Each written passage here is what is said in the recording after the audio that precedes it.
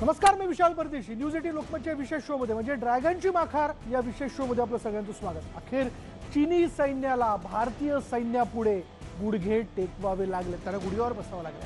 आतापर्यंत वेगवेगळ्या पातळींवर खरं तर चीनी सैन्यांबरोबर त्यांच्या लष्करी अधिकाऱ्यांबरोबर आपण चर्चा केली. मग ती फ्लॅग मीटिंग असेल, मग इतरही काय त्याबद्दलच्या बैठका असतील, त्याला यश येताना दिसतंय.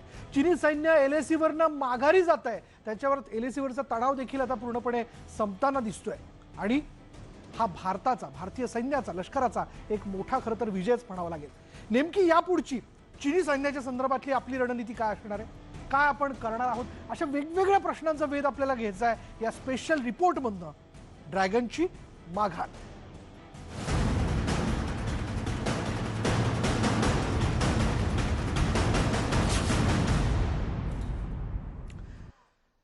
पॅगॉंगमधनं अखेर चीनी सैन्याला माघार घ्यावी लागते आणि त्याचा एक व्हिडिओ देखील समोर आलेला आहे, ज्याच्यामुळे खरं तर त्या व्हिडिओमध्ये दिसते की चीनी सैन्य आपलं चमूगबाळ आवरून आता परत माघारी जाताना दिसतंय.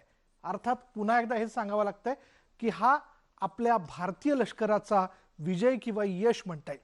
आतापर्यंत त्यांनी जर कुरापती केल्या असतील तर त्याला ते आपण जशास तसं उत्तर दिलेलं आहे. त्यांनी जर काही नियम मोडले असतील तर आपण मात्र नियम पाळलेले आहेत. या सगळ्या पार्श्वभूमीवर बघूयात तिथे नेमकं आतापर्यंत काय घडलं. Special report. कूटनीतिक दबाव और भारत के साथ हुए समझौते के बाद चीन के सैनिक बहुत तेजी से वापस लौट रहे हैं. पैंगोंग की ऊंची चोटियों और पूर्वी लद्दाख की ऊंची चोटियों से चीन के सैनिक मैदानी इलाकों की ओर नीचे उतर रहे हैं और LAC के आसपास जो अवैध निर्माण और अस्थायी निर्माण चीन ने किया था उसे भी तोड़ा जा रहा है. राजकीय आणि सैन्य पातळीवरच्या चर्चेतही भारतानं चीनवर मात केली आहे आणि त्याचमुळे आता LACवरून चीनी सैनिकांना माघार घेण्याची वेळ आली आहे. चीनचं पायदळ आता पॅंगॉंग परिसरातून माघारी परतू लागलंय. चीनी सैनिकांनी या परिसरात उभारलेले तंबूही हटवण्यास सुरुवात केली आहे. पायदळासोबतच चीनच्या रणगाड्यांनी देखील आता परतीची वाट धरली आहे. चीनी सैनिकांनी आपल्या सामानाची बांधवांध सुरू केली आहे. पैंगोंग लेक एरिया में चीन के साथ डिसएंगेजमेंट का जो समझौता हुआ है उसके अनुसार दोनों पक्ष फॉरवर्ड डिप्लॉयमेंट को phased, coordinated end verified manner में हटाएंगे. चीन अपनी सेना की टुकड़ियों को नॉर्थ बैंक में फिंगर 8 के पूरब की दिशा की तरफ रखेगा और इसी तरह भारत भी अपनी सेना की टुकड़ियों को फिंगर 3 के पास अपने परमानेंट बेस धन सिंह थापा पोस्ट पर रखेगा.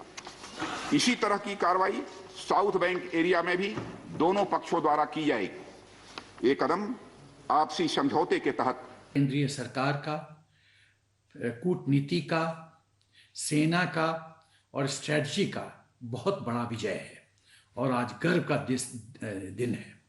देखिए, चीन हमारी इच्छा शक्ति का परीक्षण कर रहा था.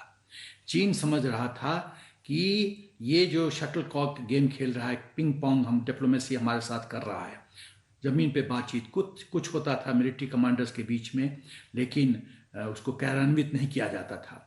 तो 9 महीने से ज़्यादा जो ये इच्छा शक्ति की टेस्टिंग चीन ले रहा था उसमें चीन फेल हुआ और हम सफल हुए. चीनी सैनिक माघारी जात असल्याचं 10 फेब्रुवारीला सर्वप्रथम बघायला मिळालं.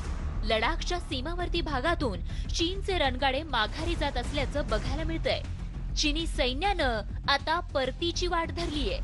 या दृश्यांमध्ये चीनी सैन्याचे ट्रक माघारी जात असल्याचं बघायला मिळतंय.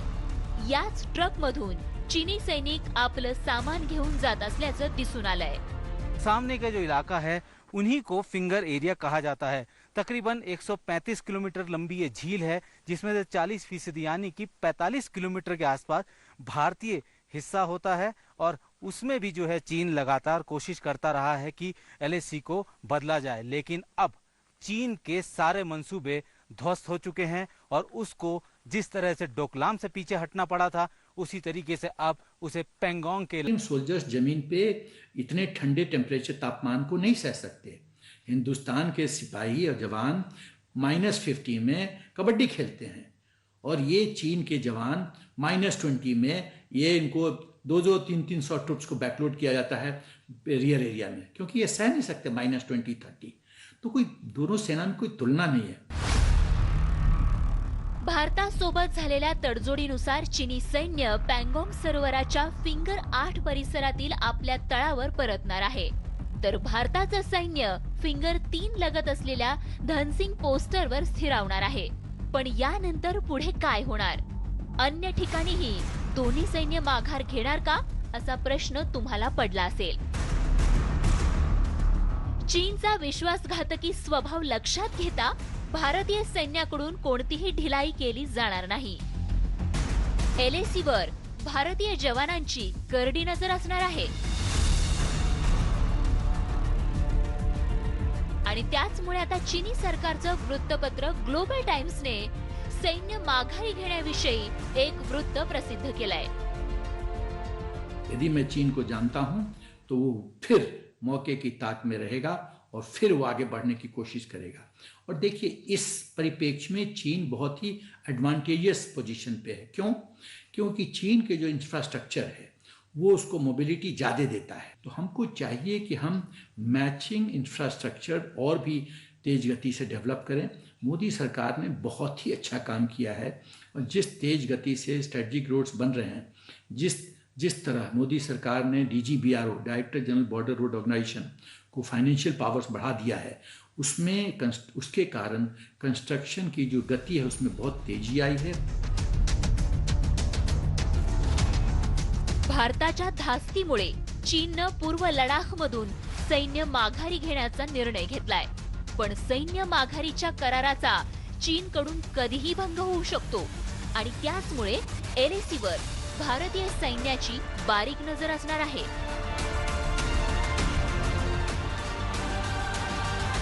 Bureau report, news 18 Lokmat.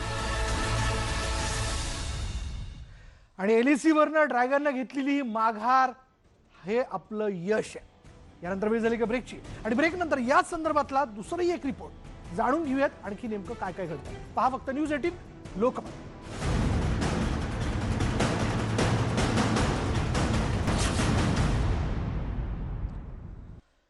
Break नंतर बघूयात, ड्रॅगनने ही माघार तर घेतलेली, पण आतापर्यंत चीनी सैन्याबद्दलचा अनुभव लक्षात घेता हे सैन्य केव्हाही कुरापती करू शकतं, ते विश्वासघातकी आहे हे माहिती आहे आपल्या भारतीय सैन्याला। म्हणून आपली पुढली रणनीती काय असावी या विषयाला घेऊन देखील भारतीय लष्कर जे आहे ते सावध आहे, ते लक्षात घेतंय किंवा ते विचार करतंय की भविष्यात नेमकं काय असू शकतं। आणि त्या दृष्टीने भारतीय सैन्य शस्त्रसज्जतेवरती, म्हणजे शस्त्रांच्या दृष्टीने आपण कायम सज्ज असावं, आधुनिक असावं, या दृष्टीने ते काम करतंय आणि तशी योजना देखील त्यांनी आखली आहे।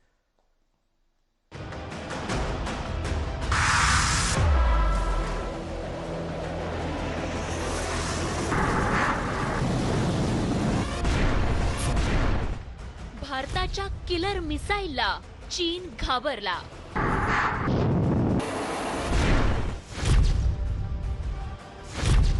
आडमुठ्या चीनचा तोरा उतरणार। भारतासोबत झालेल्या सैन्य तडजोडीनंतर आता चीनी सैन्यानं माघार घेण्यास सुरुवात केलीये। शी जिनपिंग यांचं सैन्य खांद्यावर बंदूक घेऊन आल्या पावली माघारी निघालंय। चीनच्या पीपल्स लिबरेशन आर्मीनं पूर्व लडाखमधून माघार घेण्यास सुरुवात केलीये। भारत आणि चीन दरम्यानची चर्चा फळाला आलीये। भविष्यात युद्धाचा प्रसंग आल्यास कोणत्याही परिस्थितीचा सामना करण्यासाठी भारतीय सैन्याकडून तयारी केली जातीये आणि त्याचाच एक भाग म्हणजे बंदुकीच्या गोळीपेक्षाही अधिक वेगानं लक्ष्यभेद करणारं हे अत्याधुनिक मिसाईल, ज्याचं नाव आहे अस्त्र। 2004 मध्ये अस्त्र मिसाईलच्या निर्मितीला सुरुवात झाली।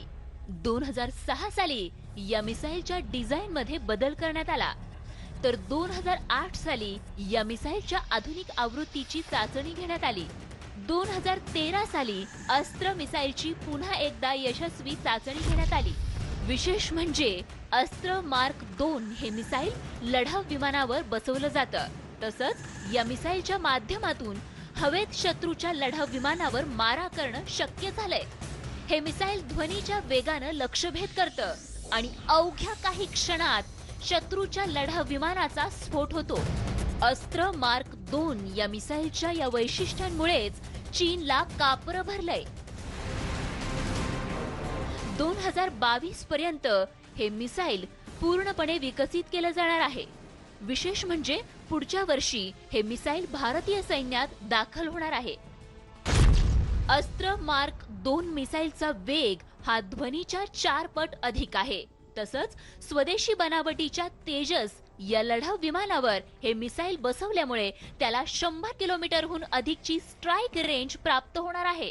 कोणत्याही वातावरणात तसंच दिवस रात्र अशा कोणत्याही परिस्थितीत मारा करण्याची क्षमता या मिसाईलमध्ये आहे. सध्या 100 किलोमीटर वेगानं मारा करण्याची क्षमता या मिसाईलमध्ये आहे. लवकरच हे मिसाईल 160 किलोमीटर अंतरावरून शत्रूचा वेध घेण्यास सक्षम होणार आहे. भारतीय हवाई दल आणि नौदलानं अस्त्र मार्क 1 मिसाईलच्या खरेदीचा करार केला असून लवकरच या दोन्ही दलात 288 मिसाईल्स दाखल होणार आहेत. रशियन बनावटीच्या सुखोई 30 MKI या लढाऊ विमानांवरून या मिसाईलची यशस्वी चाचणी घेण्यात आली आहे. चीन आणि पाकिस्तानच्या लढाऊ विमानांना आकाशातच नष्ट करण्याची क्षमता या मिसाईलमध्ये आहे.